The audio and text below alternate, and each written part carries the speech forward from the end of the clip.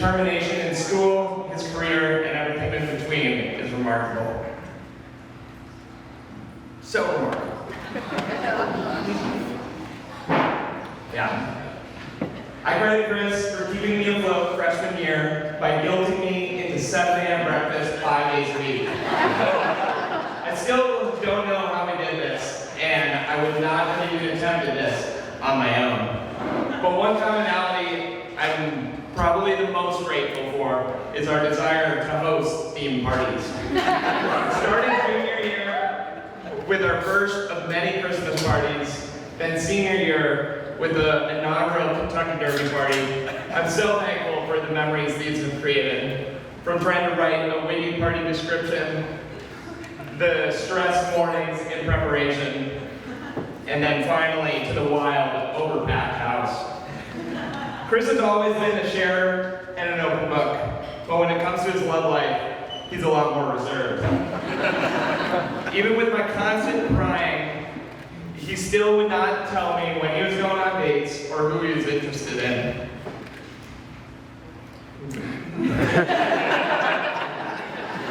No. And over the past 5 years living together in Minneapolis, we were both single for a majority of that time. Needless to say, it was great having someone in the same boat as me and to also join in on the occasional sad boy Saturday night.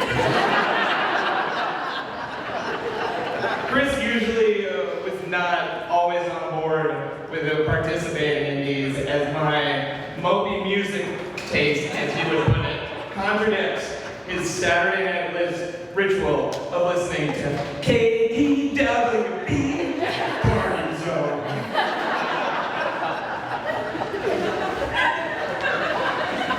Well, one night he did slip up, telling me that he was talking to a new girl. The night of Chris and Sydney's first date, I was prepped and ready to ask so many questions, but expected the same nondescript, unenthusiastic responses. To my surprise, he came home very excited with how his date went with this older oldie.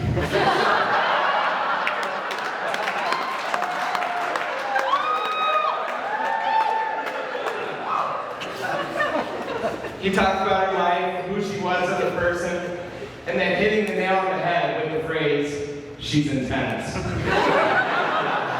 For those who don't know, in Chris language, that means, damn. She is someone special. After a few more dates, I found out that Sydney was quite the chef and baker.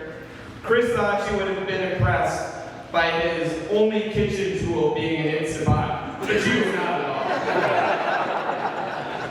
This flustered him so much so that the first time she came over to our house for dinner, Chris made me be the one to cook instead of him. Sydney fit seamlessly into our house dynamic, and I could tell they were both excited about a potential relationship. It was just up to Chris to finally seal the deal with a kiss, after arguably too many dates. I was worried.